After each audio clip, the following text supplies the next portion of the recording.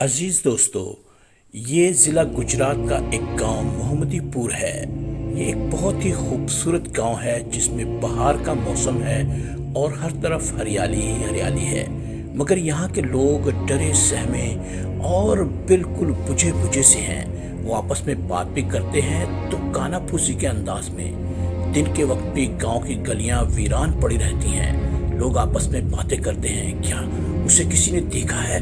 ارے بھائی، اس کو جو سامنے سے دیکھ لے وہ تو زندہ واپس نہیں آتا، اور اگر اس کی ایک جھلک بھی دیکھ لی جس نے، وہ چیختا رہتا ہے سارا دن۔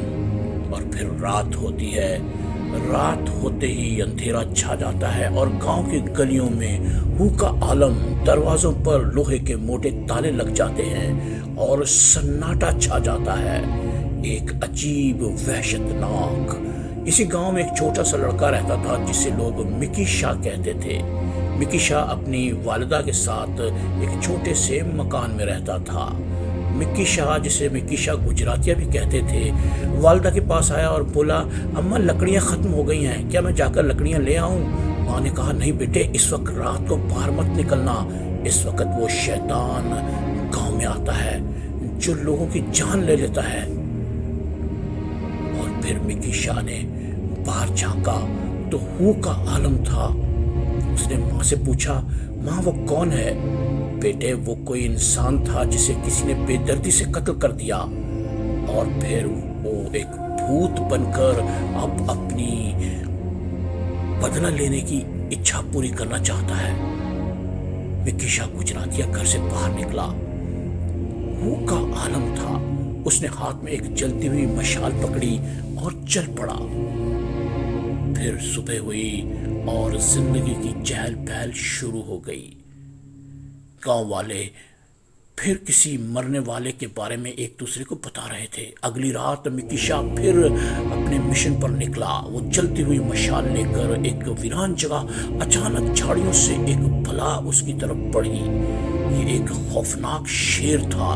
اس کی دھاڑ نے ہر چیز پر ہیبت طاری کر دی۔ دھاڑتا ہوا شیر مکی شاہ گجراتیہ کی طرف بڑھا۔ مکی شاہ نے بھاگنا شروع کیا۔ بھاگتے بھاگتے وہ ایک ویران مندر کے پاس پہنچا۔ مندر پر عجیب وحشت چھائی ہوئی تھی۔ پھر وہاں اسے کچھ خوفناک قسم کی آوازیں آنی شروع ہوئی۔ مکی شاہ نے چاروں طرف غور سے دیکھنا شروع کیا۔ اچانک ایک روشنی کا جھماکا ہوا اور مکی شاہ گجراتیہ نے دیکھا کہ اس کے سامنے ایک بزرگ کھڑے ہیں۔ یہ ایک سادھو بزرگ تھے۔ اس نے سادھو کی طرف بڑھتے ہوئے کہا، اے بزرگ، یہ خوفناک شیر کون ہے اور اس کی خوفناک دھاڑ کیا ہے؟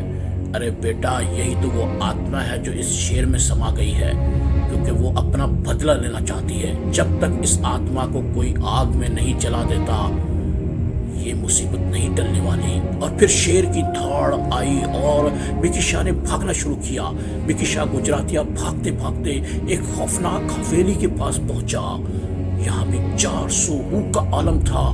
یہاں ایک قبر کے پاس اسے ایک شیر کا ڈھانچہ دکھائی دیا۔ مکی شاہ نے اپنی مشال اس پر پھینک دی اور ڈھانچہ دڑا دڑ جلنے لگا۔